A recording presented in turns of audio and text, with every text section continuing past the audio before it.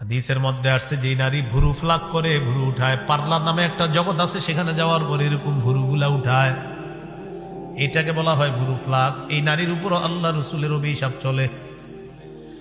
ভুরু যারা উঠাইতেছে তারা আপনারই কন্যা, আপনার বোন, তারা আপনার স্ত্রী।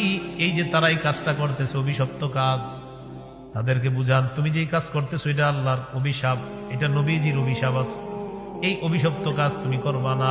তাদেরকে বুঝান এটা অভিশপ্ত কাজ, এই কাজে আল্লাহ অভিশাপ দেয়, রসুল অভিশাপ। এর মধ্যে একটা আছে কালার করা। কি করা? আল্লাহর সৃষ্টির পরিবর্তন করে ফেলে চুলের। ছেলেটার বয়স মাত্র 21-22 বছর, হে সাদা চুল বানায় লাল চুল বানায়। আরে ঘটনা কি?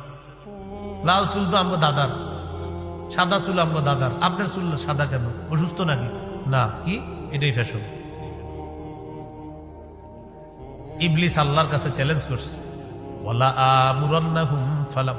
আমুরান্নাহুম ফালা ইউগাইয়িরুন্না খালকাল্লাহ। আল্লাহ মানুষকে আমি কুমন্ত্রণা দিব, তাদেরকে আমি এমন কাজ করাবো তারা তোমার সৃষ্টি পরিবর্তন করে দিবে।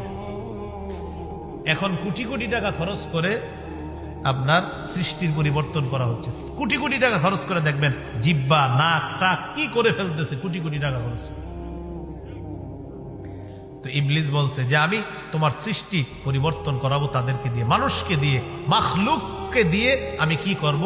খালেকের যে সৃষ্টি, এই খালেকের সৃষ্টি আমি মাখলুকের দ্বারা পরিবর্তন করানোর এই ফিতনা আমি লাগিয়ে দেব। এটা ইবলিস বলছে সূরা নিসা।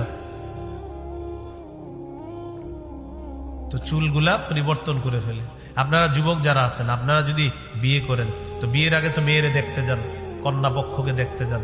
তো দেখতে যাওয়ার পর যখন কন্যা আপনার সামনে আনবে, আনার পর যদি দেখেন খালি চুল লাল বা সাদা, বলবেন কি দাদি আপনার নাতনি কোথায়?